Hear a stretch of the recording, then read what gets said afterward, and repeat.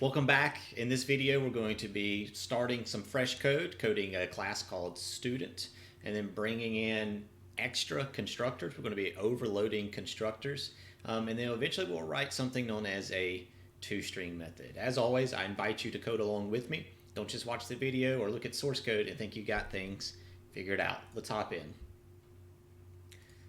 Okay, so here I have a public interface for student, and this is basically all of the things that are public, like literally tagged with that public access modifier in the class. And you can infer a lot from these. In fact, I'll be able to, just in a couple of days, hand you a public interface that looks like this, and you can develop the methods on your own from there, because this is so telling about even the private stuff that's in this class. So let's get started on this. But one thing I would kind of ask you is some questions is like, what is this? Right? The class is called student. What is this? This is going to be a constructor. And I know it's a constructor. Why? Well, the name of it matches the name of my class. But also, and perhaps more telling, there's no return type. What do I mean? If I jump down to a method, right? Here I'm looking at a method. The syntax looks very similar, but more importantly, it has a return type, right? This colon means here's our return type. Maybe we should back this up. The way that you kind of read one of these signatures, this is the name of the method. Have some parentheses indicating parameters that it could take in. And then we have the colon indicating an output. And all of these are part of the student class that we're going to be writing. If I jump down to something like set first, name of this method, we see the parentheses. It takes in one string. It returns nothing, void. So let's get started with this. So I'm going to bring up, hopefully, IntelliJ. Here I am, IntelliJ. This is dog. Let's make a new project. I'm going to go to File, New Project. Our JDK is already selected. We'll go Next. We'll go Next. I need to swap folders. It's possible that you are already in the correct folder, and you can just type out student and have IntelliJ make that subfolder for you. But I'm going to navigate to my CSA folder. And let's go with a subfolder student. I'm going to ensure that that is there because I am going to have multiple files, the class itself as well as the driver, so this subfolder will help keep those organized. It's going to tell me that it's going to create that subfolder, and I'm okay with that. All right, here we go. I'm going to expand my project folder, right click on the SRC, do a new Java class. This one I'm calling student.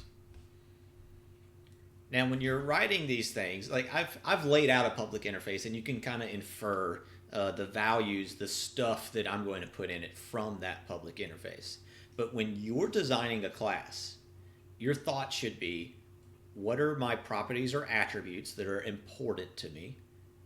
Those are going to manifest as instance variables in your code. What type of actions are important to me? Because that really dictates what instance variables you end up with. So for instance, I would ask,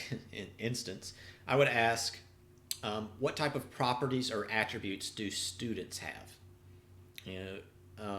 Hopefully you quickly recognize things like first name, last name, ID. We're going to include all of those.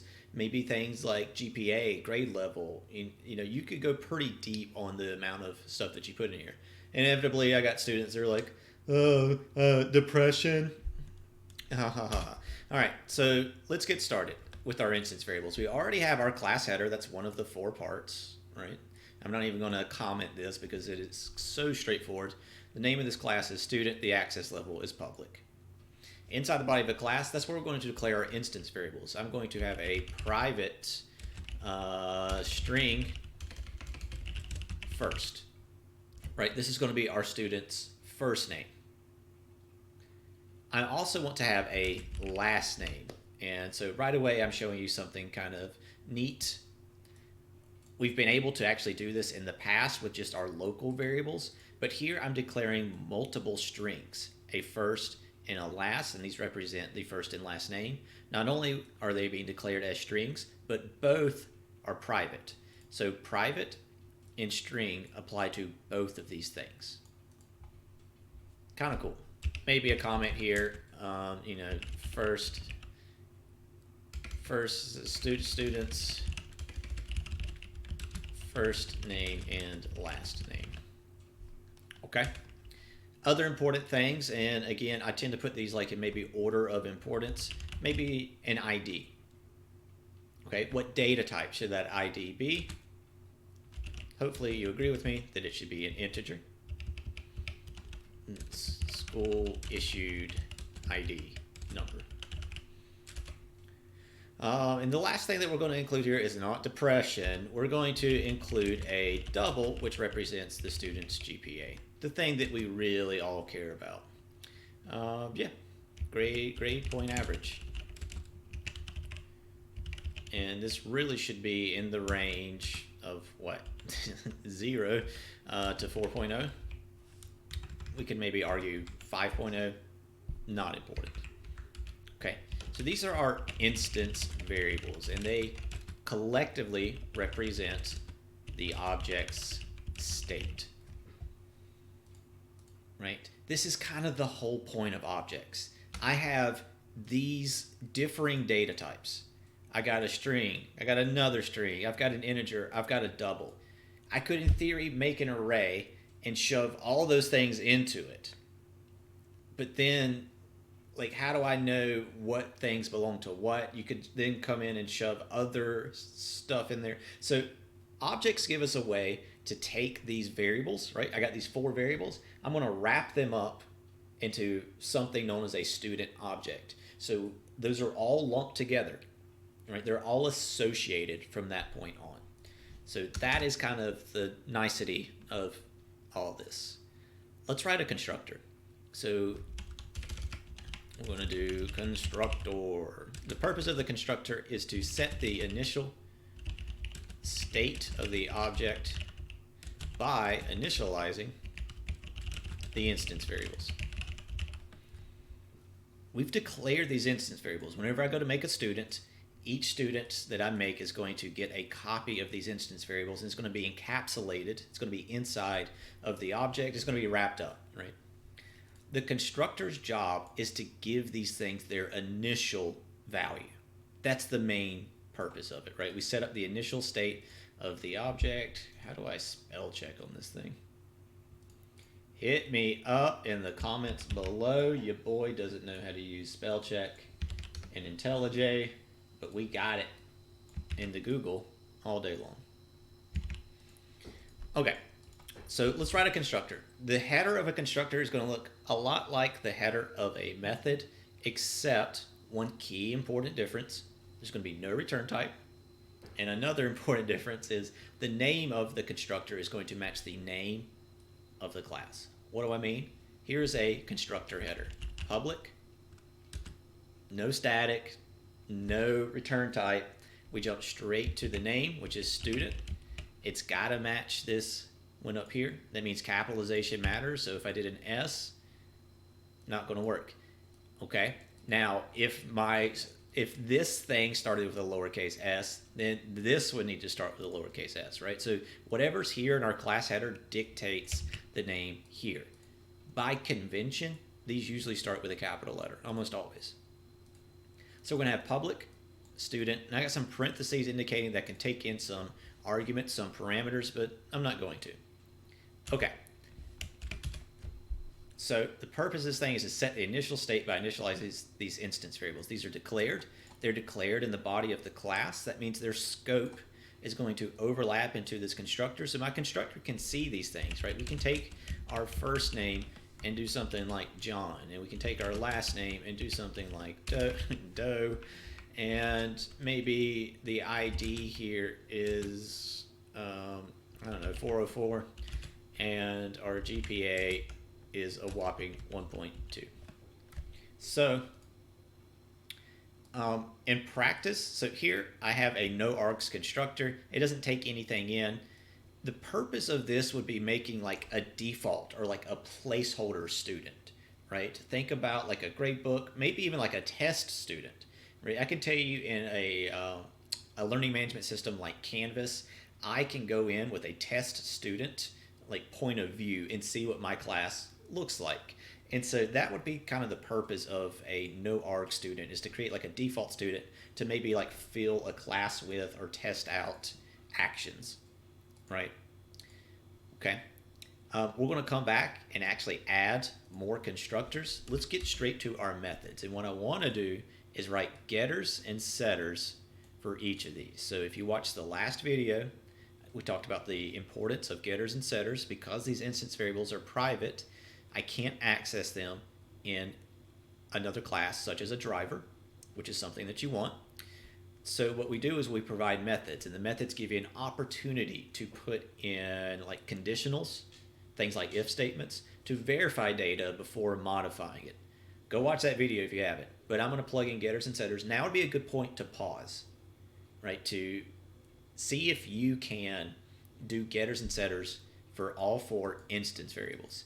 In total, that means 8 methods. I'm going to get started. Let's write a accessor method, a getter for first. It's going to be public. Because this is a string, my return type is string. And I'm going to call it getFirst. GetFirst doesn't take in any additional information. Right? There's nothing extra I need in order to just return first. And that's it. This is an accessor method for first. When used, like this is public, right? So this method can be used by another class, such as a driver, even though the instance variable is private. What private does is it limits access to the class that I'm in. Well, first is in this class, so we can see it. This method, however, would be public, which means another class could use this method without being able to directly see this instance variable. Okay, I like to pair my setters, my getters and setters together, right? So we're going to write a mutator method, a setter for first. It's going to be public. We don't really have anything to return here, so it's going to be void. Set first. Set first to what? In this case, my mutator method, it needs to take in a string, and I'm going to call that new first. Here's what we're going to do. We're going to take in this string and use it to change the value of the instance variable. What am I saying? First will become new first. And that's it, right? This mutator method is going to take in a value.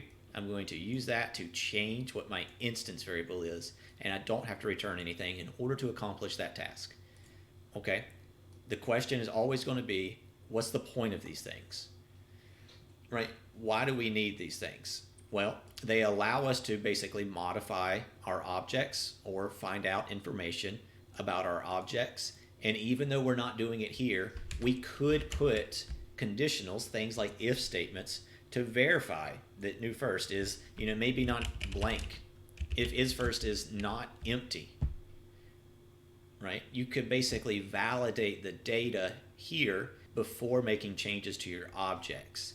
Whereas if you made these instance variables public, you don't have an opportunity to put in those conditionals, those checks. That being said, in practice, we assume that people aren't dumb and sending in erroneous values. In production code, you probably would, your Zooms of the world. So here we go. That's my getter and setter pertaining to first. I'm going to do one for last. Public string get last. I know some people are yelling at me. Some short keys. We'll get there. I want to go through the repetition first. I'm going to do a mutator for set last. Again, last is a string which explains the return types and the parameters, that sort of thing. Here I'm going to set last to new last. There are the getters and setters for last. Maybe I should comment here that these are methods which are typically used to simulate behaviors. Okay, my next instance variable that I want to deal with is ID. ID is an integer. So an accessor is going to look something like public int get ID. We don't need to take in any information, right? All the information is being requested. I'm going to return an ID. I'm going to do a setter for ID, public void set ID. It's going to take in a integer, a new ID.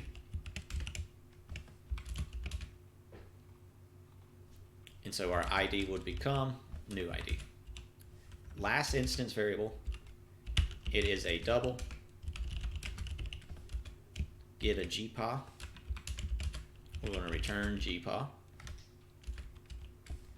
And if I were to do a mutator, we're talking public void set GPA. We're going to take in a double. It's our new GPA.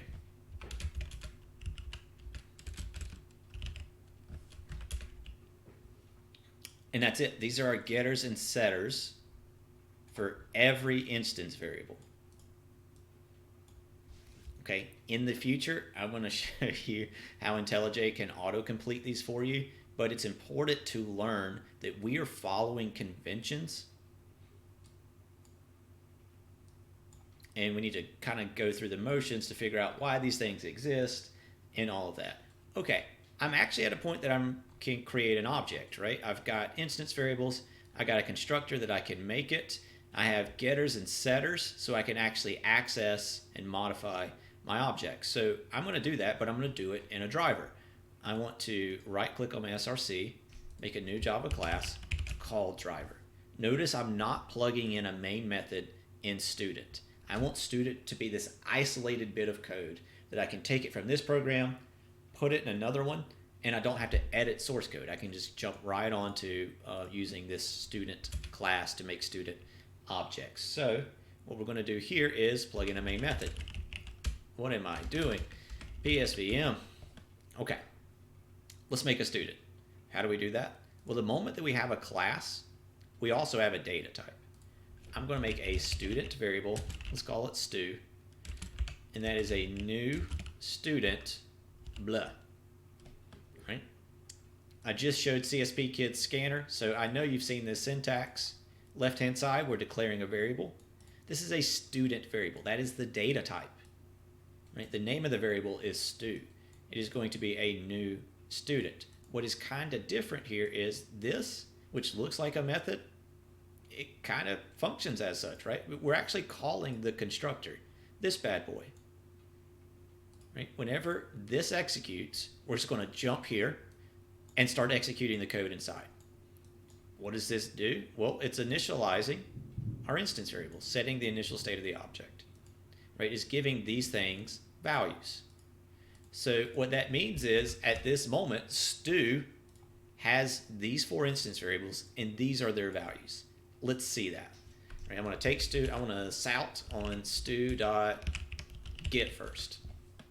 I'm going to sout on stu.get last. I'm going to sout on stu.get ID. I'm going to sout on stu.get GPA. Let's execute this. I'm going to right click in free space and tell it to run.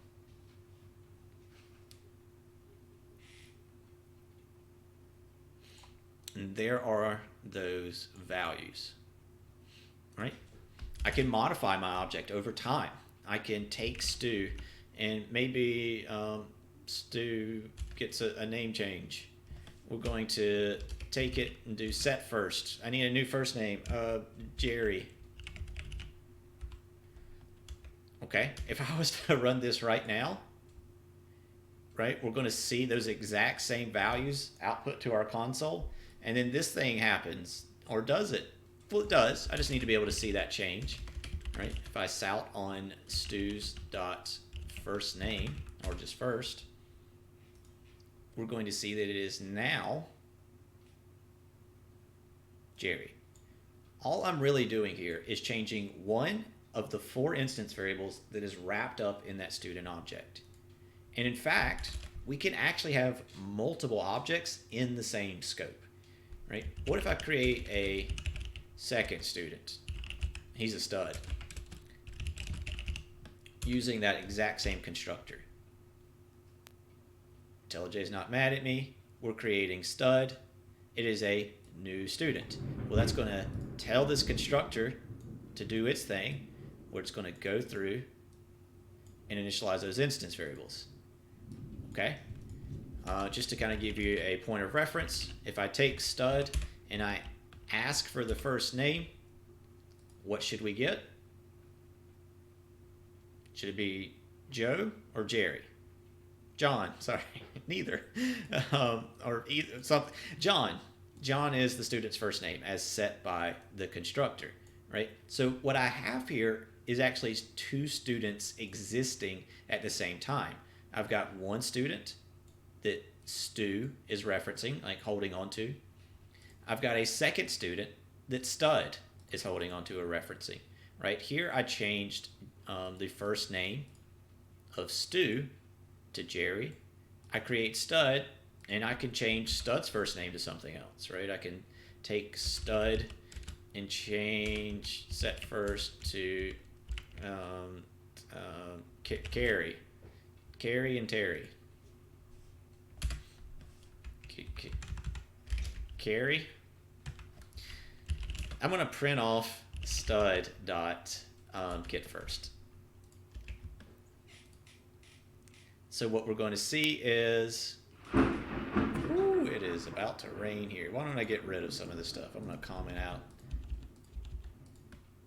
Maybe we add some annotation, right? Stu. And I'm going to see Stu's first name. I then change Stu's first name to Jerry. I want to see Stu's first name again. And here we got Stud.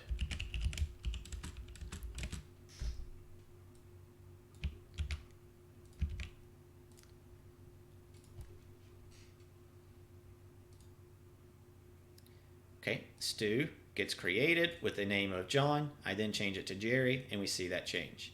Stud gets created with the name of John. I then change it to Carrie, and we see that change. Now, the question is kind of, well, what happened to Stu? Is Stu still Jerry? Let's try it out. Right? So I'm doing this print statement where we see the first name of Stu, but I'm doing it after we've made Stud, a second student. And the question is, by changing Stud, did I change Stu? I'm going to tell you, the answer is no. That's the idea, right? Those four instance variables, they're encapsulated. They're wrapped up within that object. So by me changing Stud, it only affects Stud. By me changing Stu, it only affects Stu. This is a bit of tangent to kind of show you that you can create multiple objects in the same scope. And that's kind of the point, right? If we're talking about something like a grade book filled with lots of students, yeah, that's kind of the point. This is a lot of stuff. This video is already 22 minutes long, so I'm actually going to stop it here, and we'll pick up with overloading these constructors and writing a toString method in the next one.